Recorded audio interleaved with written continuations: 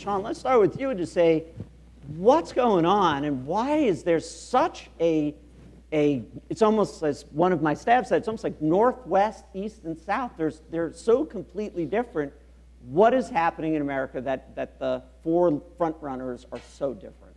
Look, I think we should not be surprised that the stress lines are starting to show in American politics when our politics has been failing us for 20 or 30 years. I think if you look at the extraordinary changes in the American private sector, if you look at the way business attacks problems, if you look at the way it attracts talent, if you look at the way it rewards success and penalizes failure, if you look at the way we cull excellence in the private sector, the public sector has not been keeping up. The public sector is slow to change, it's sclerotic, it rewards mediocrity, it rewards seniority over merit. There's all sorts of problems in the public sector. It doesn't move fast enough, it doesn't innovate, it doesn't change. It's not like the rest of our economy. And that rate of change, the slope of that line, is increasing.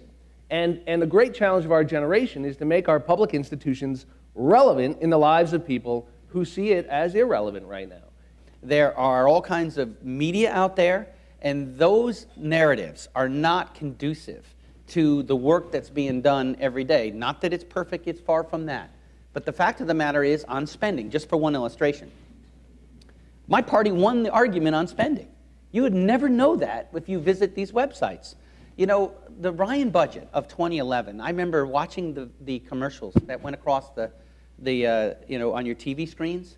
They had me and Paul Ryan, stickmen going across your screen, and the Democratic Party said, life as we know it will end if the Ryan budget is enacted. It will end. Not that we're opposed to it, not that it's not a good idea, that it was really in stark terms.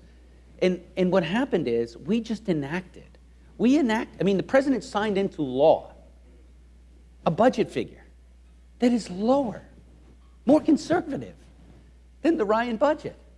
But yet the politics, or that the base, based on some of the websites, think that Republicans all caved and Democrats won. And President Obama, you can say what you want about him, but he's not an unintelligent man. If he sees that he's politically winning, he's not going to say, hey guys, I'm not happy. We just adopted lower than the Republican numbers. This is part of the problem of why you're seeing, as Sean mentioned, the bombastic politics, is that there is a belief among the base of Republicans that their leaders are not fighting for their cause. And in fact, they are. And this is why leadership really matters.